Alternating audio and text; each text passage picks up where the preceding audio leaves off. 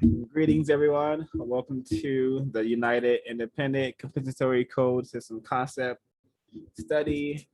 We are going over general compensatory quotations for thought, speech, and or action, covering pages 403 to 410. And getting started, I was telling Carrie that I feel like a person can almost start reading these quotes first and get a lot of insight into racism, white supremacy, what it is and how it works, just by reading the quotes first, because there's a lot of insight in these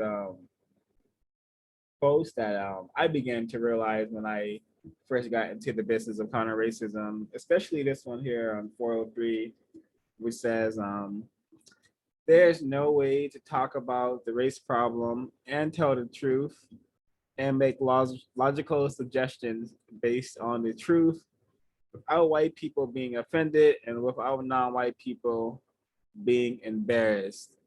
And to my horror, this is very accurate, because it seems that white people have an ability to discuss racism and white supremacy without feeling like uncomfortable or getting offended, and Black people just are also hesitant to discuss racism and white supremacy or its many symptoms, like trauma, for example. So I thought that was really a really important quote that I definitely will have to memorize and share when I can. The folks would like to share or possibly have this one highlighted as well. I would like to share one, just to share the first one. And let me read it really quick. It says, if you do not understand white supremacy, racism, what it is and how it works, everything else that you understand will only confuse you. This one obviously is like known, I guess, because he says it all the time, but I think and now I really understand this quote, because even speaking to other people who are just like, I want to learn about racism or what is white supremacy? I don't know why I had that voice, but they almost like, if you don't understand, you just get confused about every single thing. So even when someone's like talking about their problems and I'm just like, oh, it's because of racism and white supremacy. And they're like, no, it's because of this, or oh, it's this. And I'm just like, well, how is it that, so it's just like, it truly is like, if you do not understand what racism and white supremacy is, you will only just be walking around as a confused individual. So I think that just stood out the most to me, just the beginning one. Thank you. Well said. And that is definitely like one of the most significant statements from Neely Fuller that I think is very accurate, because when I got into counter racism, I started hearing this word confused a lot. And words are very, very important, as we are very much aware of now. So I'm like, what does confused even mean? Like, what's a confused person? And confusion, or to be confused, just means unable to think clearly, and that's what very much what has happened to the global majority of non-white people, especially Black people. We have been made unable to think clearly about what's happening on planet Earth. So we are very much confused. I think that quote is very, very, very accurate. If you don't understand white supremacy, racism, what it is and how it works, everything that you understand will only confuse you. And yeah, I think it's really tragic reality that this is accurate. Well, I just wanted to add to that really quickly too. Thinking about like the confusion, not to stay on this for too long, but also thinking about like being brain trashed, like that word itself. It's kind of like you almost stay that state of mind for a while, until you start to understand what racism and white supremacy is. And you can't really make a conscious decision in life if you don't understand that, because then everything is based off what the white supremacists, our racist women, racist men have told you. So just want to add that. Thank you. Well said. Thank you. Go ahead, Mr. Ray 150. Yes, I have two quotations from page 405. The first being, a non-white person cannot be successful and at the same time be subject to the system of white supremacy racism. And at the bottom of that page, the slave that is happy is the one that the slave master has damaged the most. And I find that quite evident, especially with the past antics that just took place with 4th of July and overall non-white people's behavior in the system, and how we believe that attaining a certain amount of money and notoriety equates success. So that's all I have to add. Yeah, when I read that, the last one you read, I was like, wow, this is really this is deep, and it's definitely made me think about a lot of things, especially the condition of Black people, and just the amount of psychological terror and physical terror we've experienced that has definitely conditioned us and damaged us to believe that various behaviors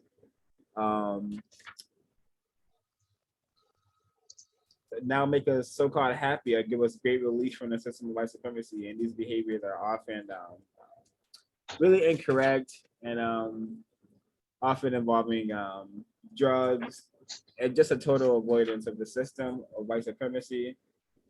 And it's all because of this conditioning we have received, training. So yeah, those are really interesting quotes, and they definitely go together. Because what the hell is a successful slave? You know, so doesn't it make sense as far as I'm concerned? I wanted to comment on Go ahead. On the last one that Race last 10 mentioned about the happy slave. That really reminds me of the cows episode with the confused happy slave, I guess, that came onto the show and was just kind of talking about how happy they were, all the things that they've overcome, and listening again to that quote, that the happy slave is the one that's been the most damaged.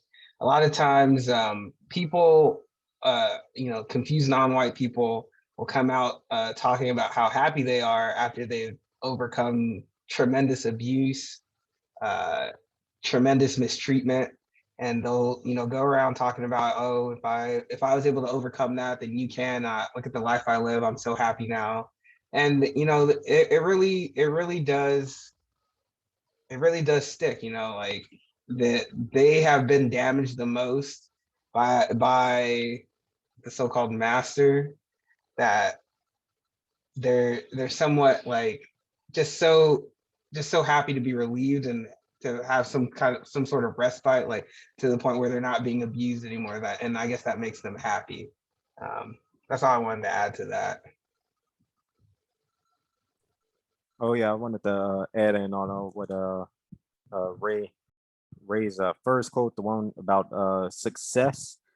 That also leads into like the other quote I had, which was on 406, kind of towards the bottom. Disappointment comes from incorrect expectations, especially underneath this system when you're trying to maneuver around and do things for yourself as a victim or a slave. When you adjust your expectations underneath the system, you will do far better. Because if you try and be like other victims that are confused, they try and obtain the high goals and stuff, and then they wonder why they can't get them, and their expectations aren't correct for the system that they're in. But yeah, definitely just being in the system, I set my expectations a lot lower. Well said, very important. So back on 403, the quote is, no major problem that exists among and between the people of a known universe can be eliminated until racism is eliminated. I think that makes a lot of sense because why, like, racism, white supremacy, like its practice, its maintenance requires like tremendous resources, and it requires like that pollution and resources are extracted from the earth and damaging ways, to say the least. So, of course, climate change and like actually doing things to put the earth in some sort of recovery phase from all the damage that has been done with all the like toxic waste that's been spilled in the oil and the ocean, or the like oil that's been spilled in the ocean. Like, instead of like creating some sort of initiatives to alleviate all that damage, white people are trying to go to the moon, to Mars, to spread white supremacy over there.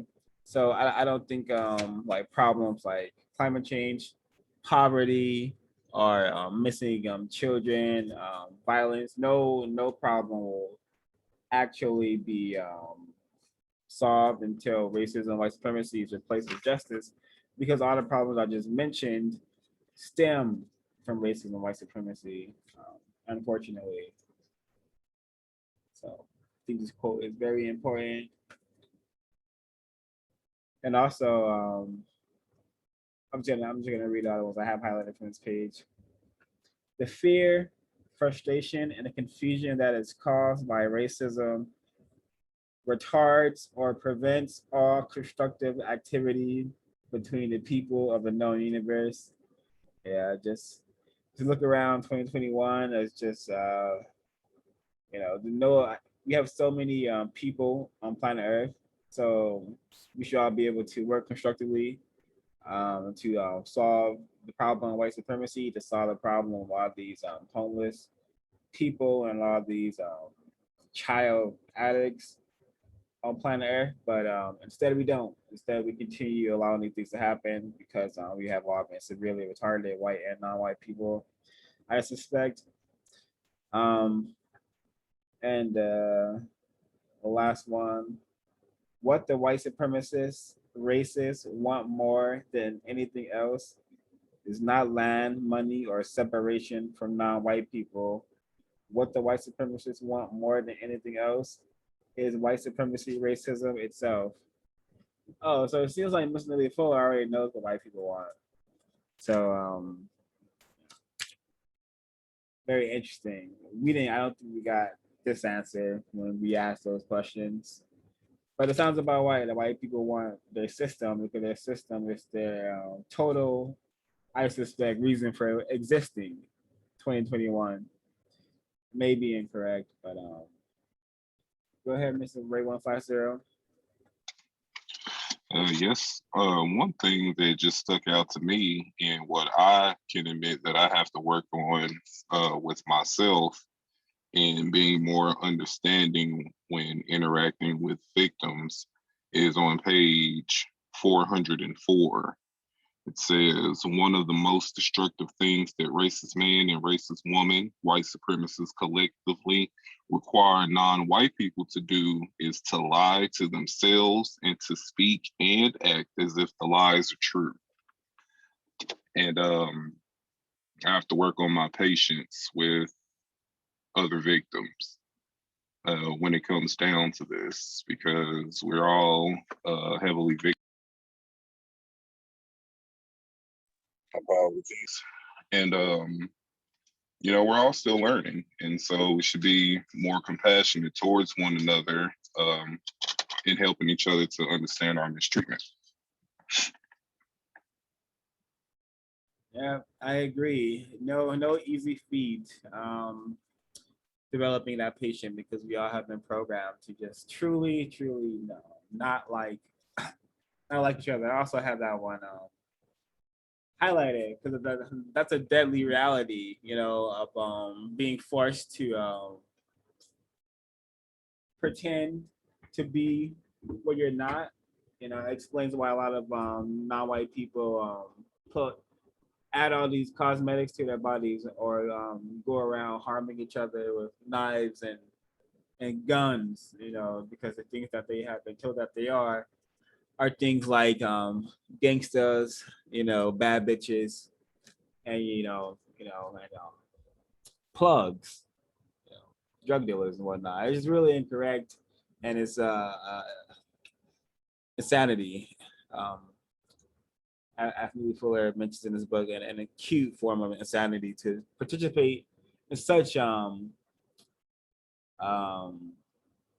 fatal role play, like pretending. Really, and I really appreciated this quote right here. 404 says, the system of white supremacy is the greatest conspiracy ever produced by the people of a known universe. And the white people who have chosen to participate in the system of the white supremacy are the greatest conspirators.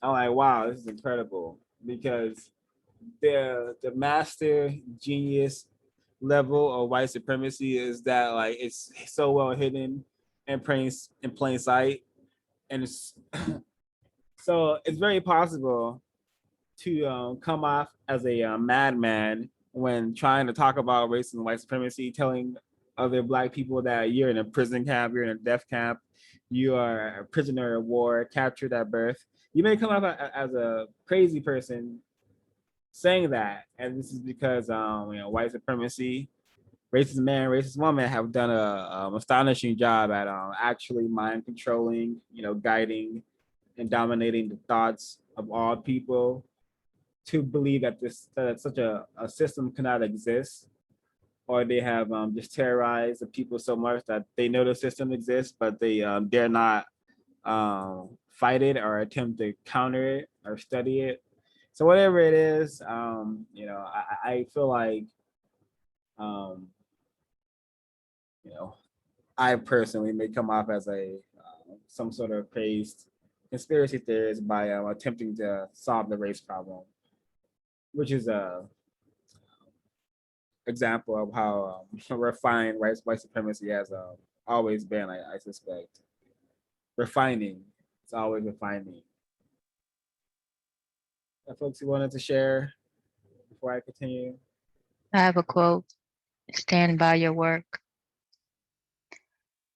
This stands out for me because I accidentally watched a video of a non-white male shooting another non-white male around two non-white children, and thank the creator that he didn't hit the children. But after he shot the non-white male, he ran. Obviously, what you're doing is wrong, is incorrect if you're running. So no, if you're gonna do that, stand by your work. Stay there. Go through the criminal system, have the police arrest you and everything else. But no, you ran. Stand by your work.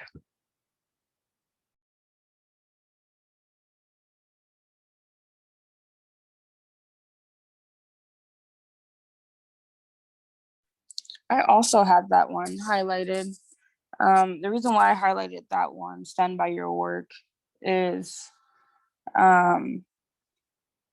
is more thinking in two perspectives. One, like, as being like attempted counter racist, is really just standing by like your work, standing by what you do, standing by what you believe, standing by what is right in the system, especially like are going around other people who do not do those things. So it's really just standing by that, but also like those who are creating content to help the race problem, to help produce a system of justice or attempt to produce a system of justice, is really just stand buying it and continuing on with it too. That's one of the things I think about it in the other perspective.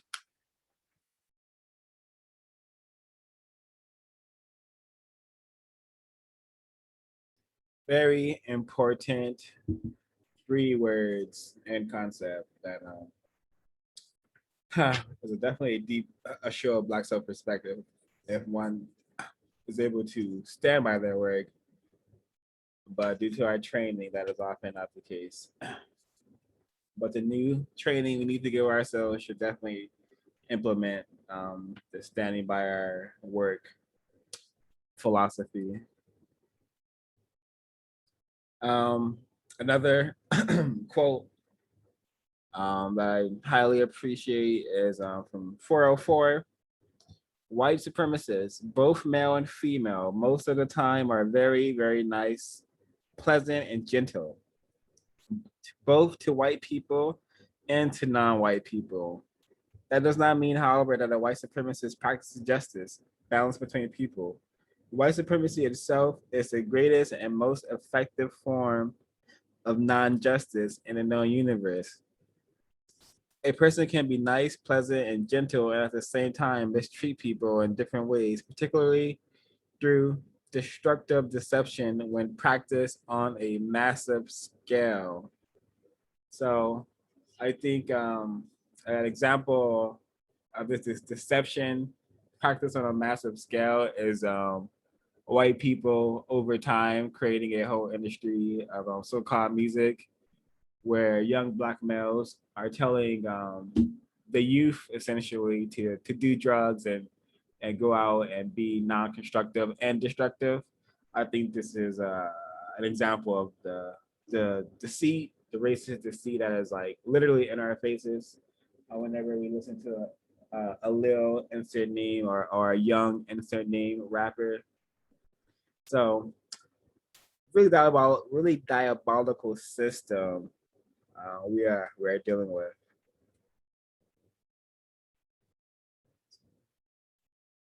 Oh, I have something I could add since you were mentioning rappers. On page 408, this quote is also kind of like, I guess, I think it's like the sixth one from the, no, maybe the fifth one from the bottom, but it's towards the bottom of the page. It says, whoever dominates you also dominates everything that you claim is yours. I think this is a hard quote that some victims have a hard time understanding. Sometimes when talking with confused victims, sometimes I would say the apartment that I'm allowed to stay in, the home that I'm allowed to stay in, and they just don't get it.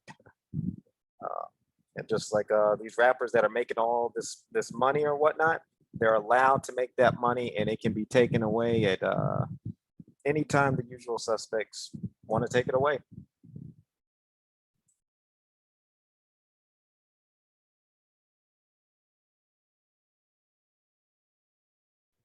Thanks for sharing that. It's very yeah, I guess that's a good example of your attempt of codified thought and speech. So definitely Black self-respect right there.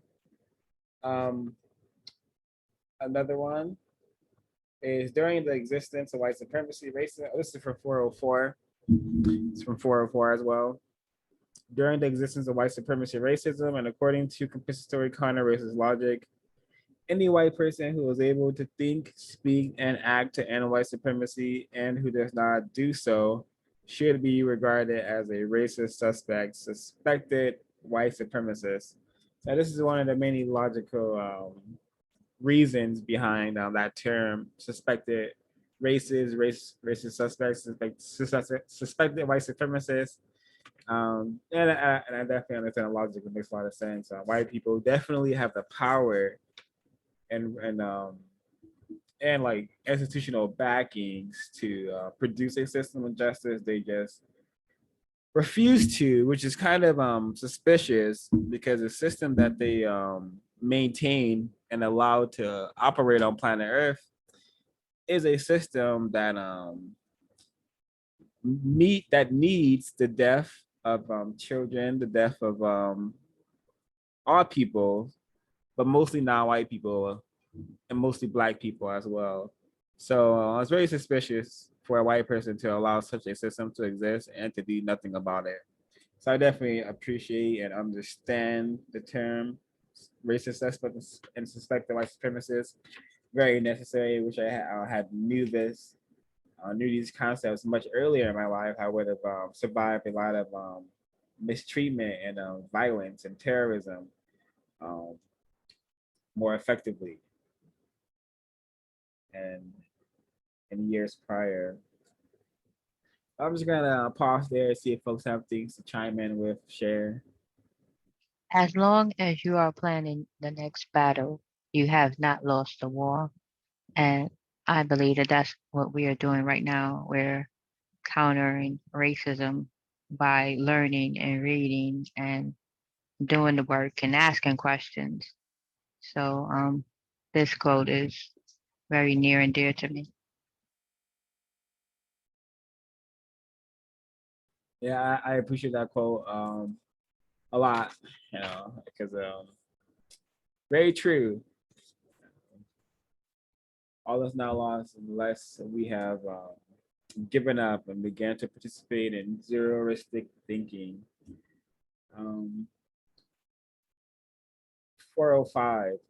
White supremacy racism is the greatest, simplest, most powerful, and efficient political and religious idea ever put into practice among the people of the known universe. Its power over people is all engrossing. No political experiment, philosophy, or religion has yet to equal or overcome it. So this allows me to just refine my code of dealing with people who want to talk about religion. So my response to that will be like, I'm really I'm just not concerned in learning about any religion unless it's a religion of white supremacy, which I suspect to be the most powerful religion. And unless your religion is more powerful and effective than white supremacy, I do not care or want to hear about your this religion, this Jesus, this Mary, any of that anymore. Yeah, because it's part because makes a lot of sense. Religion has been very detrimental to diminishing the confusion amongst non-white people. I may be incorrect, but I think that's the case.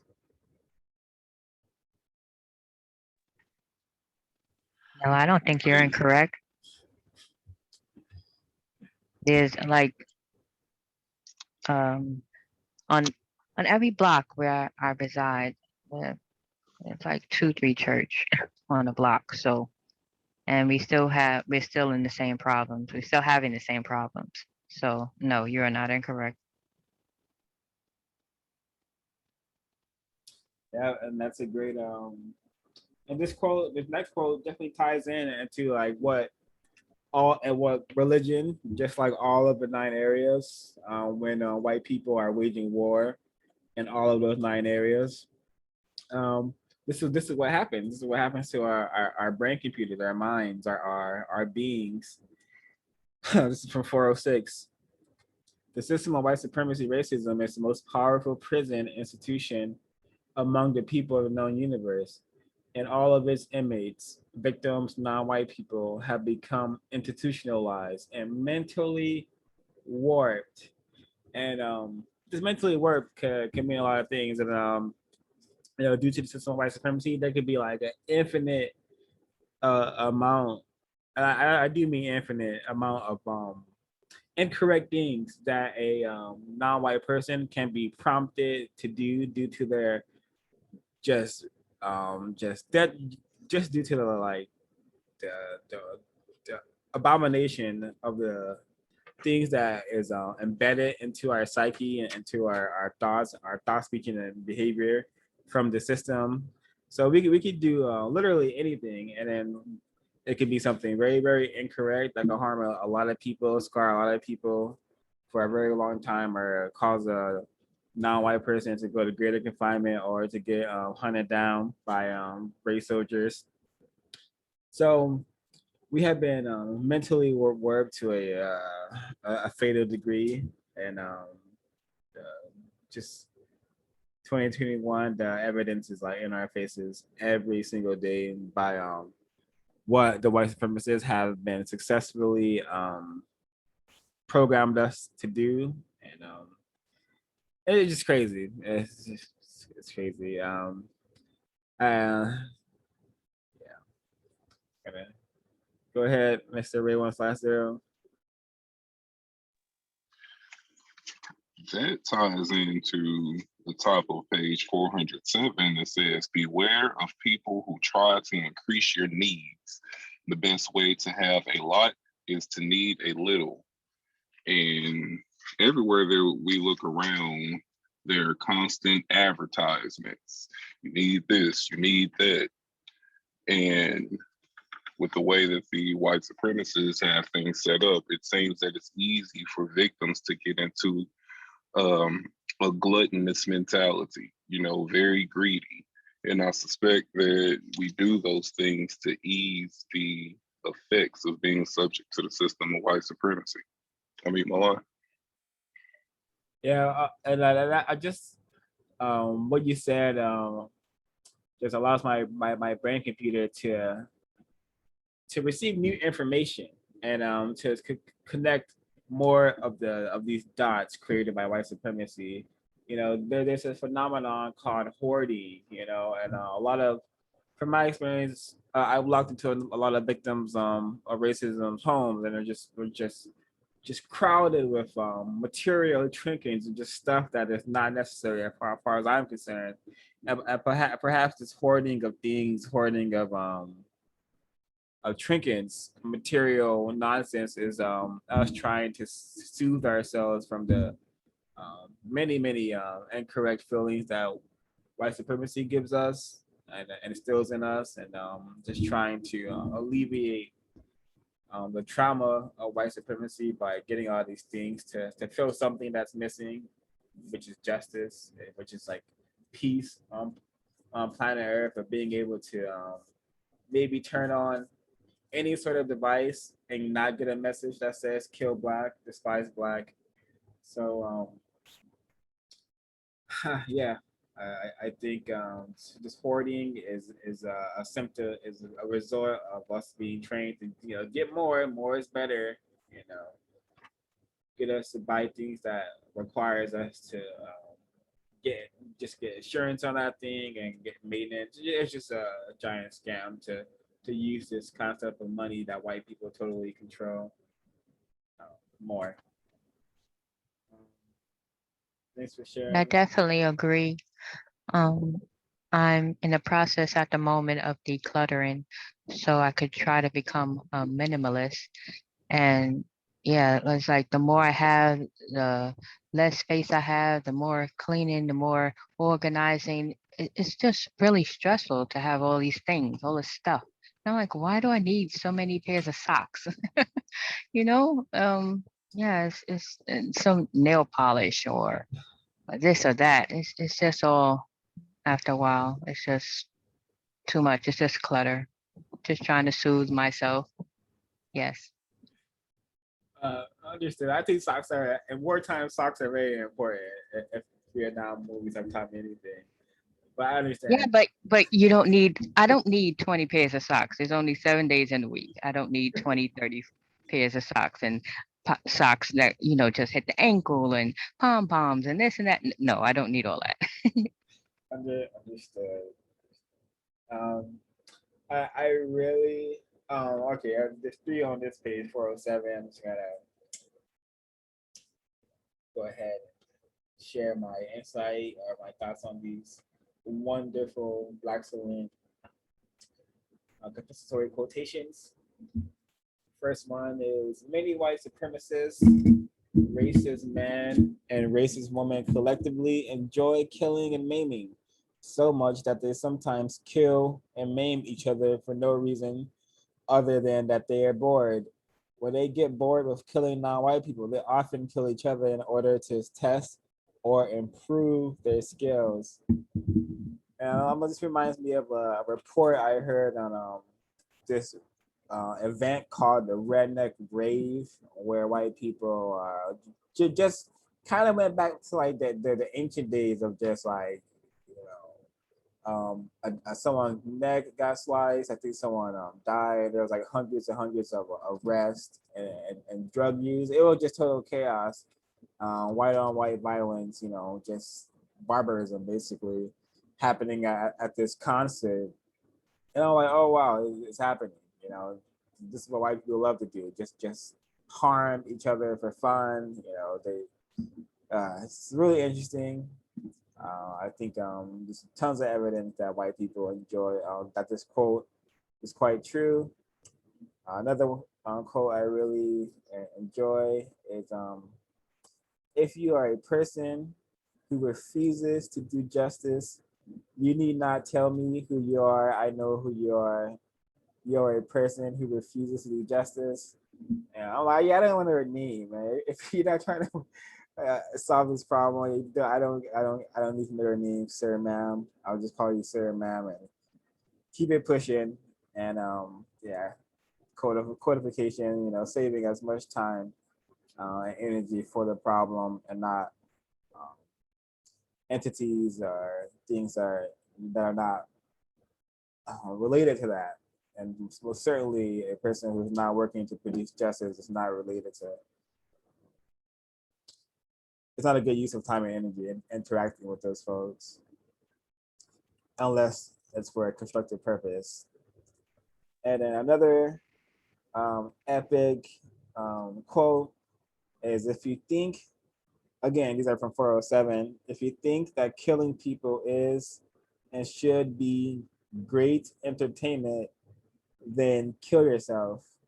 And I don't know how many other scholars have suggested such profound and excellent advice for the crazed afflicted minds out there. But this is a very great suggestion for folks who just think violence it's just something that we should have on planet Earth, and something that we should have normalized, have made fun entertainment.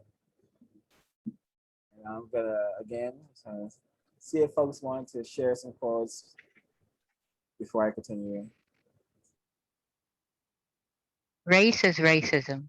A person who functions as a member of a race is a racist white supremacist. And it's so hard to get non-white victims to see this, because I think I was told ever since birth that the human race, human race, always told that. And so when they hear, plus it's in the word, race is in the word, and we still don't get it. It's still very hard for us to get that, and it's a bit frustrating at times. Yes. Yeah, I agree. I remember as a wee lad, as a child, I would remember. Well, as a younger child, I would remember that race, and I would always tie that the like race in regards to like, I'm a member of a race, everyone's a member of a race.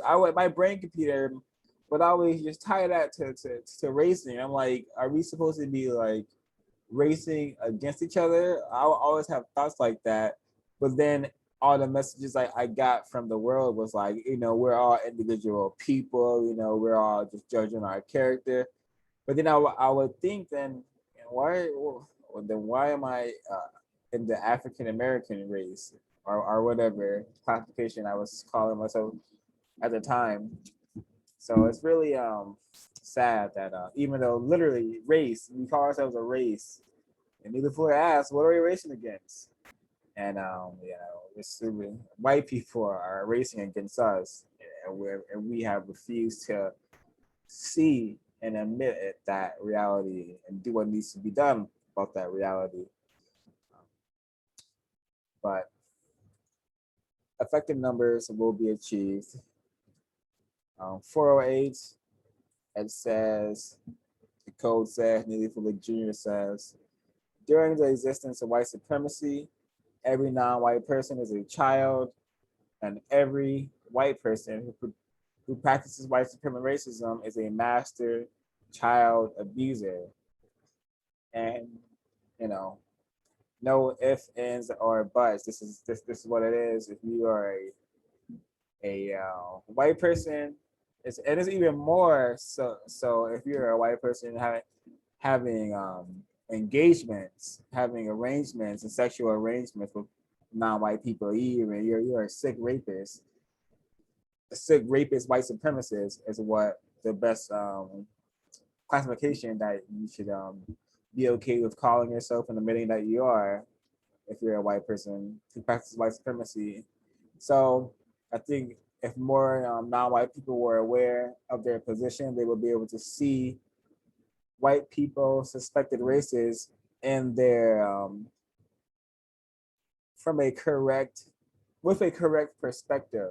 You know, we're supposed to just how now just how white people look at black people and get a set of ideas on. Oh, I'm looking at this. Maybe I'm looking at a more smarter black person. Maybe I'm looking at one of the gangster black persons, or maybe I'm looking at one of the athletes black person, which is all code for nigger. Basically, what kind of black person am I looking at? White people are able to look at us and they know, and or they either know or they're able to ask a set of questions to get an idea of what who they're dealing with. So black people needed some sort of counter code that we're able to look at white people at the bare minimum, at least see we're dealing with a like potential enemy, someone who doesn't work to produce a system of justice, someone who possibly maintains and is working to refine the system of white supremacy. So we need to understand what we're dealing with and look at white people how they should be looked at. Um, Another one, oh bam, here we go. Here we go. Another one that suggests some someone say harsh words from 408. Those who seek to glorify thugdom by acting as thugs and or by being thugs should expect to be dead as soon as possible and probably should be. And you know, it's not uncool to say this, but damn, sounds a bit tough to be saying about victims, but I understand it. I understand it. A lot of victims who have been given this thug mentality, they may do more harm against victims who are attempting to live a constructive life. They may do more harm on those groups of victims versus their so-called enemies and their thugdom fantasy or and their gang lifestyles. So to spare more loss of constructive black life, of course, people who are entertained or wanting to go out and kill, white or black, those people should not exist. They should end their existence before accidentally ending the existence of someone else or intentionally ending the existence of someone else. Before they do that, they should kill themselves. And I think that makes a lot of sense. Just think about the mass shooters who would have killed themselves instead of all the people they killed. We would have saved a lot of generations would have been saved, I suspect. 408, again, during the existence of white supremacy, trying to replace white supremacy with justice is the most logical way for every person to use his or her time and energy, and as such should be regarded as his or her major assigned duty. And yeah, it makes a lot of sense. You know, we did not come to this planet to be we did not come to this planet to realize we're literally at some sort of people blender that just destroys us and just makes us these monsters, these abominations that want to do anything and everything but think seriously and solve a problem. We should not be complacent in what's happening. And just by changing our use of words, the way we think, and the things we do, we can do so much to retard the system. It just needs to be done consistently and an effective number of non-white people need to do it. And because everyone wants to follow Black people, it seems that Black people will be the ones that have to be the ones who are actually not lead the way, but lead by example by practicing Black self-respect and no longer participating in what every non-white, non-Black person and white person and Black person seems to enjoy, which is like ghetto culture. If Black people stop practicing ghetto culture, that could do so much to retard the system. And then maybe so-called Asians, the so-called Latinos, so-called Hispanics, whatever these creations are, perhaps they will also get on board, and the non-white collective can solve the problem by no longer participating in the silly behavior we've been trained with. So it's everyone's duty, not just Black people, but I think Black people have to be the ones to lead the way by example, because it just does not seem that anything's been done elsewhere. But I may be incorrect. I actually hope I am, but we shall see. I have one. At the end of the day, ask yourself, what have I done today that was of constructive value? I find this to be one of the most important questions to ask yourself every single day, all day long. I think if you can just at least say, out of all the things that you've done, 90% of it was constructive, or even 80, whatever you would like to do,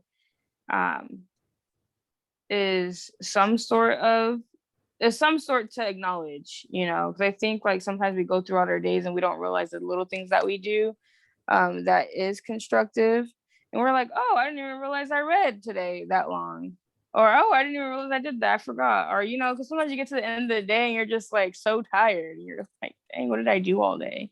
But also when you get to the end of the day and you're like, wow, I didn't do anything today that was very constructive, that you still have time or you still have a moment to add constructive value. So maybe you can work on your book, maybe you can read, maybe you can do some exercising or things of constructive value that you find to be of constructive value, just implementing it. So once you ask yourself that, it gives an opportunity to open your mind and to start either continue what you're doing or change what you're doing and add what you're doing. So great question.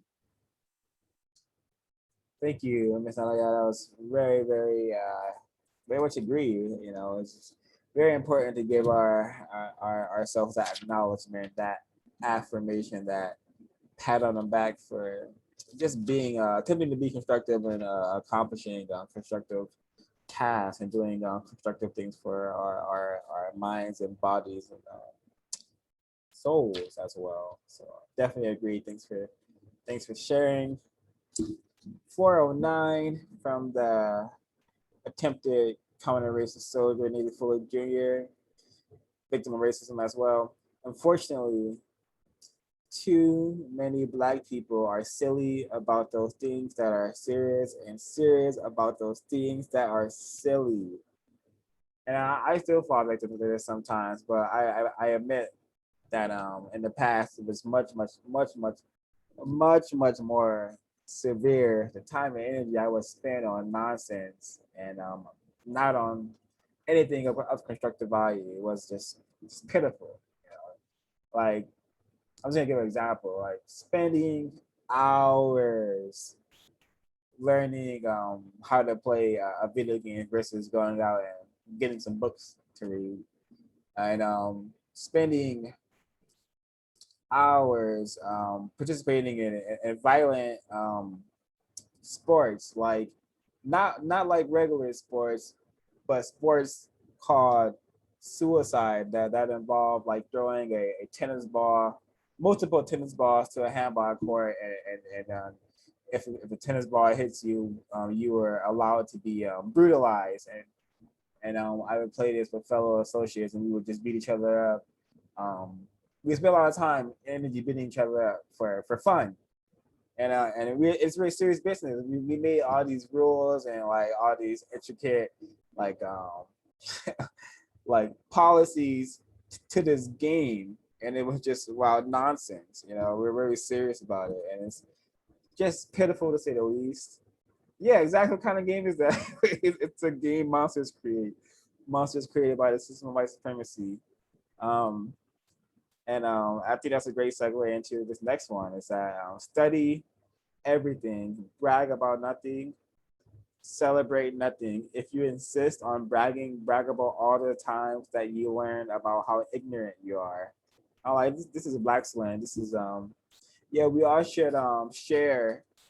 If you want to like brag, we should definitely share on all the incorrect ways we have been taught to behave and how we have corrected that thinking. We should definitely share examples of how what racist man and racist woman have done to us to make us what we were, and how we have attempted to correct um, those behaviors, because we definitely have nothing to celebrate. We should be studying many, many, many, many, many things under this system. We often do not, because we have been trained to have a great aversion to books. I think my victim of it for making sure I knew how to read, but as for making me read and have a curiosity for reading, definitely failed at that.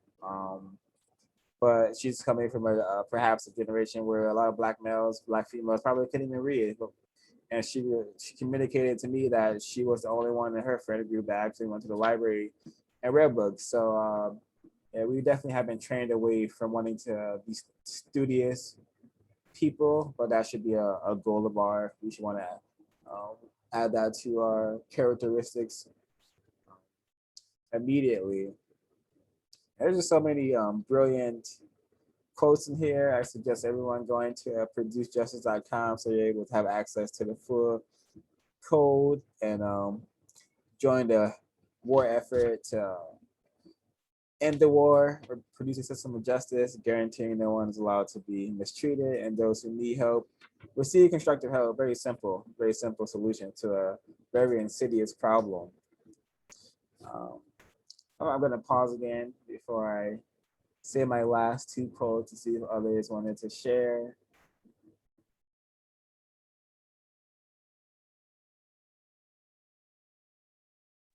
Yes, I had two that I wanted to share from page 408. This one's a pretty simple one. Never make a criticism without making a constructive suggestion. I felt that this one was very important. Oftentimes for me, myself, personally, I can criticize without making a constructive suggestion. And I personally realize like I don't like to be criticized, especially if there's no constructive suggestion. Not saying I'm not open to criticism, but if you are going to criticize, I would much greatly appreciate if you have a constructive suggestion that would follow. And then where's this other one? Oh, and then the last one on 408, where if you rearrange the language, you can also rearrange the way people think, speak, and act. I thought that one was very important because a lot of times I find myself trying to find the correct words to say when speaking to other people. And I think that's because, I want people to think a certain way when I say what I'm about to say. So hearing that was kind of reinforcing and really shows that it's important, especially when using words, how words can really affect the way that somebody thinks, speaks, and acts. That is all I have for right now. Ooh, hold on. And then another one on 409, which says either Black people are inferior to white people, or the white supremacists, racist men and racist women collectively are to blame for Black people's problems, or both. I remember a time when I was discussing racism, white supremacy with my attempted father. It got to a point where I just kind of was like, well, either Black people are inferior to white people, or racism exists? Which one is it? So are we going to continue to live our lives as slaves to white people, slaves to racism, or are we actually going to do something about the problem? So I thought that one's really good, because especially when you're saying that to another non-white person, especially a Black person or even a white person, it's those are really the only options, right? It's either Black people are inferior to white people, or Black people are inferior, are not inferior. Black people are in the condition they are in because of racism. So either you blame racism or you blame the inferiority, the innate inferiority of Black people. So, which is it? If it, and I need you to say it, so I know where you're at. That's it for me.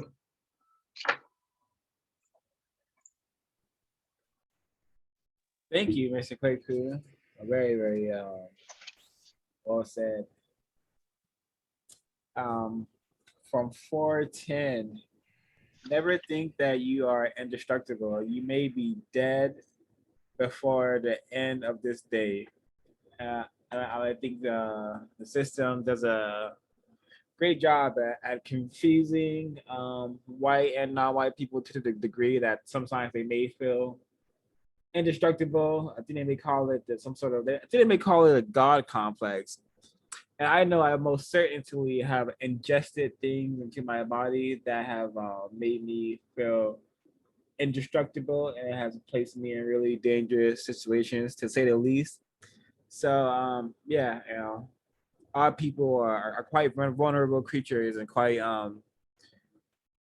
easily destroyed and harmed, because we are, very, very mortal. So we should understand that reality and be very cautious. Understand that the system of white supremacy is very dangerous.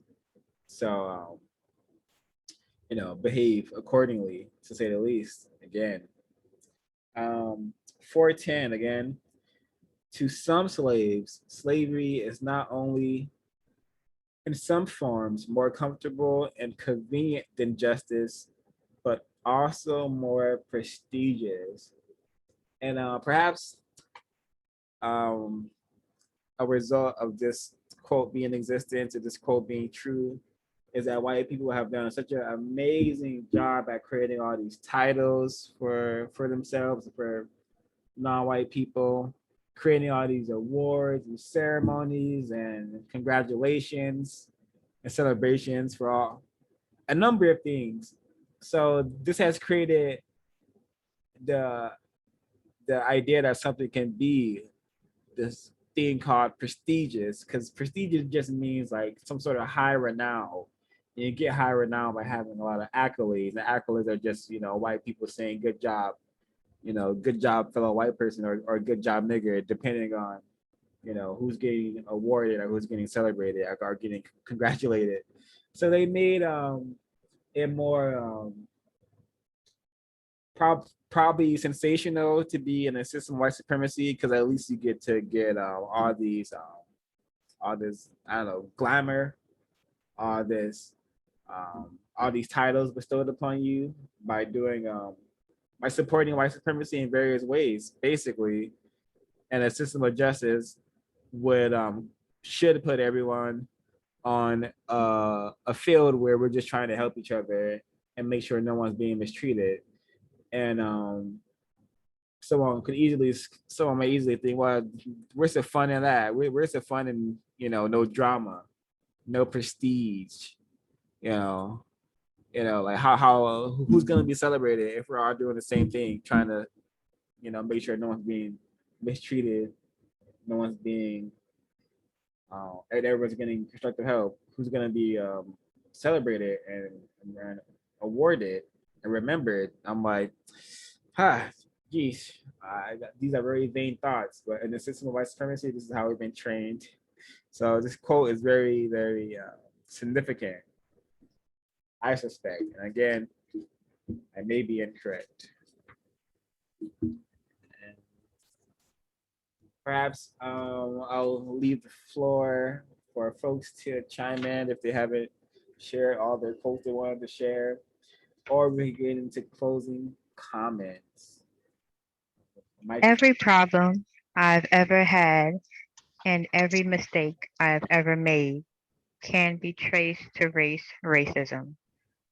That that quote really sticks out to me because when I think back, even like to work, the reason why I'm being mistreated at work is because of racist man and racist woman.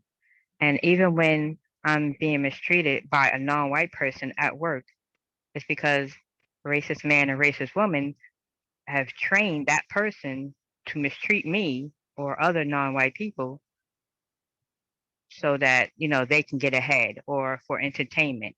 Like they feel like they have to do it because, racist man or racist woman is going to promote them or give them a pat on the head or whatever. And the reason why my family is so dysfunctional and I don't have a very good relationship with my attempted mom is because of the stress of racism, the stress that racism has caused to my attempted mother. And because of that stress, she wasn't able to parent me, or how could I put it? Yeah, she wasn't able to be the parent that she was meant to be because of that stress. And that also goes for my attempted father. Yeah, it touched so many. Also dealing with education and my kindergarten teacher, the first teacher that I ever had in school was a white woman, Miss Han, and it was like, wow, it's just housing. It touches every area of my life, and yeah, and I used to blame myself and really be hard on myself because of it, because of racism, but not knowing that it was racism. I was just like, oh, I'm not good enough. I'm not trying hard enough. I'm not studying hard enough. It was always me, me, me. But now, learning about racism, I could ease up on myself, and I know it's not me. That's all. thanks for sharing, Miss Helen. That is very very significant. And that's very my total reality as well. And I suspect many, if not all victims, all of their problems, all of their traumas, all of their incorrect relationships and dynamics between them and their attempted parents. It has all been sabotaged because of racism, race, white supremacy, and the lack of justice. So I think if more non-white people could just it could be even be a relief for the majority of non-white people to finally have an understanding. Oh wow, it's not my that my family is just destined to be you know pitiful and mistreating me and so unloving and seemingly unloving. It's because, oh well, first of all, love is not real because white supremacy has sabotaged all of us, has made us all insane monsters. To say that just that's just what it is. And it could allow us to, understand, okay, my victim unit has been sabotaged, I've been sabotaged. The problem is white people. Us as a victim unit should be focused on, repairing this by producing a system of justice. Because we should not be living in a world where like our skin color determines and is going to result in so much trauma. Just so stupid, so simple. It's a simple concept, base everything off skin color, but the ramifications of it are so dire and so just so traumatic and just terroristic. And the effects it has on black people are unlike no other. We're really out here doing bad because we lack understanding, and our will has been so disrupted and corrupted, to say the least. Agreed. I wanted to comment on what Ms. Helen shared. That is something that I've experienced similarly in my time. Just recently, my relationship with my attempted parents has started to deteriorate as well due to racism and their I guess, decision to not try and understand it. A lot of times, when discussing the problem, I'm not, blaming them for anything. I'm just trying to get them to understand that, it's racism, white supremacy that has created these conditions, not kind of, but definitely has created conditions that we live under. And I'm not blaming you for anything, but for them, they don't see it that way. To them, it seems like I'm just pointing the finger at them. And so that is also something that for a very long time I thought was unique to me. But as I've recently come to understand, many, many, many, many, many, many, many other non-white Black people especially have experienced that with their attempted parents as well. So I wanted to comment on that. I do have another quote to share, if that's okay, O5. So on page 409, this one, it says, "It has been said that the race problem cannot be solved. It can only be discussed. If the race problem cannot be solved, there is no reason to discuss it." And this was another good one. I've been using these quotes kind of like throughout a lot. This was another one I used with my attempted father, when we were talking about the race problem. So why do people get on CNN all day, every day, talk about racism if you believe that it cannot be solved, or there's no point in trying to solve it? Why are people talking about it if nothing can be done about it? If there's nothing that can be done about it, why are we wasting so much time discussing it? So can this problem be solved or not? If not, why are we giving up? Why am I? Why are we giving so much energy to it then? If it cannot be solved, if you feel it cannot be solved, why are you giving up all this energy? I think it can be solved, but if you as somebody tells me that it cannot be solved, then why do you spend so much time discussing it, or even picking a side? So I thought that was a very important one. And kind of from my experience, when you use that one, it really makes Black people think, because I am sure that Black people are fully aware that the race problem is being talked about all the time, 24/7, especially when you tune into CNN. Yeah, you will definitely find somebody talking about it. There was another one on here.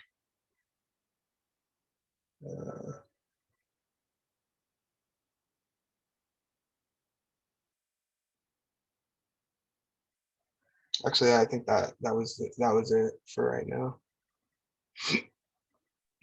Mute my line.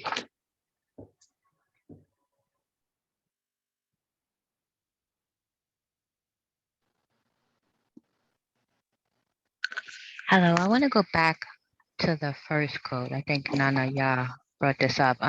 If you do not understand white supremacy, racism, what it is and how it works, everything else that you understand will only confuse you. And I want to kind of break it down for those, since it's going to be on YouTube. Like, for example, let's say we're talking about police brutality. We're talking about reform. If you don't understand racism and how ending injustice, racism will end the police brutality, then talking about reform, it means nothing. Reform, defunding, those are just code words, and it's not going to do anything. You're not doing anything as far as like, okay, the law goes, and someone being arrested and getting like 20 years for some minor crime. So you understand what I'm saying? Like it's in so many different areas. Racism, it touches so many different areas that just hitting one area is not going to do it. You have to eliminate it, end it all together. Am I making sense? Can somebody else elaborate? Because I'm not really good. Yeah, I totally understand that example. And I like to give another one, and it's going to be related to sports. I don't consume sports, but I know a lot of black people do. So, for example, you're a black person. You spend a lot of time and energy watching sports. You're constantly hearing like that this athlete has this raw power, this aggressive power. You're constantly hearing this these words being applied to black athletes, such and saying they have such tremendous athletic ability, and when you read something like the Cold War, you can understand that these are our codes, which is basically saying, oh, wow, this is one strong nigger, basically, is what is being communicated there. And then when a white athlete is described, they'll say that this person is so methodical, how he uses his mind to dominate the field, whereas again the black athletes are just using raw power, brute strength, stuff like that. And if you're just unaware of the codes and messages being sent out, it's just going to be a black person there just being fed all this racism, not understanding any, not understanding you're going to be talking about sports, and you're going to be like possibly even describing athletes the same way white people do. And you may be a black male or black female who is saying things like, yeah, Kevin Durant or LeBron, yeah, they're beast, they're beast on the court, not understanding how racist that is, because if you don't understand racism and white supremacy, we're not able to think clearly about what's being said, and what does what's being said mean, you know. And I may be doing a poor job at explaining, but that was my attempt. I hope it was understood. I think everyone is doing a constructive job of attempting to explain. We're going to have to work towards justice, doing various different things. There's no one thing that can be done. We're going to have to first change our behaviors and get other victims to see that there is a problem and get them to change their behaviors. That's not going to be any one thing that we can do. That's why there are 9 different areas of activity. And so we shouldn't be discouraged at that. It's all a balancing act. I'll be my line. Yep. As long as you're planning the next battle, the war is not lost. Compensatory quotations. Neely Fuller Jr. Is there any more folks who would like to share comments, quotes? All right. Shall we get into closing comments?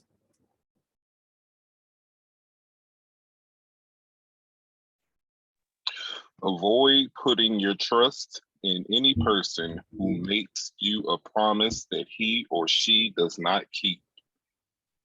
And we can avoid a lot of conflict as Black people by adhering to that suggestion also. That's on page 409. Great one. Agreed. And also be serious with your promises. Don't even make promises if you're not a serious person. That's my suggestion. I think we may be able to get into closing comments. I'll just go ahead and get us started. I thoroughly enjoyed this discussion, and also almost as much as reading these quotes. I think these are like precious tools in the form of words that have been given to us to use for ourselves to help our brain computers, and also just for us to share with other victims and suspected racists when the opportunity presents itself, which I will be, which I hope for me it is soon and often. But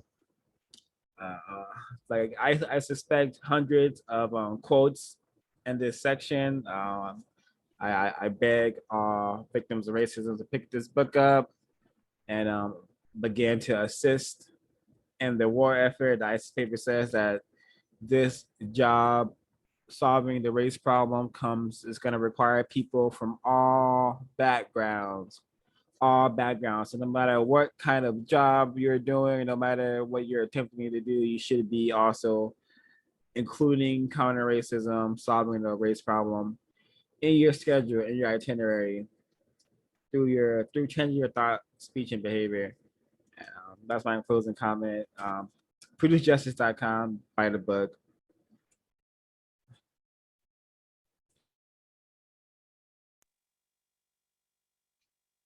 My closing comment, suggestion, take the quotes, put them on index cards. Oh, like you don't have to use a whole bunch, maybe like 8, 9, 10, maybe 5.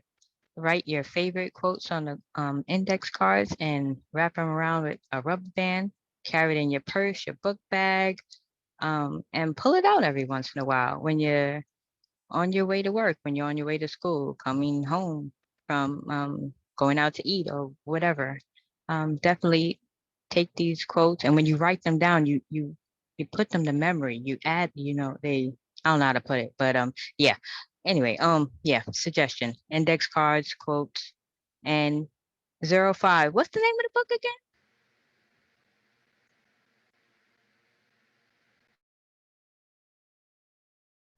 again? This book we're reading, The United Independent Compensatory Quotes and Concept. Yes, yes.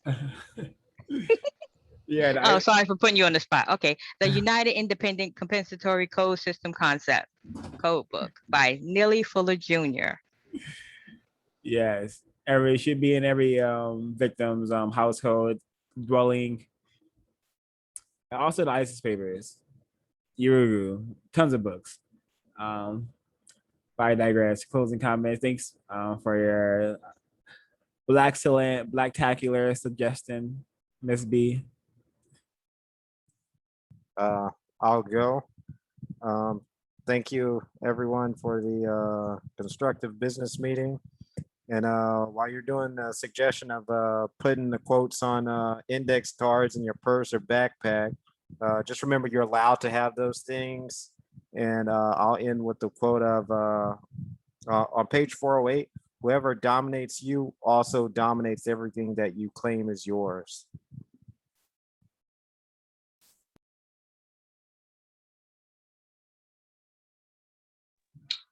Go ahead, Nana. Yeah. And then just for me to close out, it's nice to have a refresher of these quotes again, because obviously like these quotes are scattered throughout the entire book. So just having these main quotes and reading them in not in any order, but just seeing them all on the same page is definitely different. I like it. Also, the suggestion, or also the comment earlier was made that if you just read these quotes, you kind of get the gist of the book, which I think is cool. So I would actually recommend like others, especially those who give themselves labels as such, like I don't read, can at least pick a few of these a day and just work through it and then attempt to read the book, hopefully. But also, I just find it that this book is very useful, and I'm excited, or not excited. Well, I am excited, but I can't wait to continue on with the quotes. Thank you.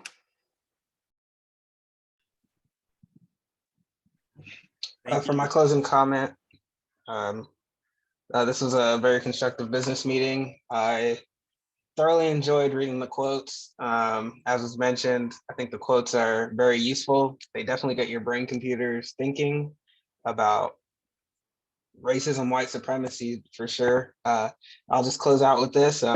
Disappointment comes from incorrect expectations. And I look forward to the next business meeting. Thank you.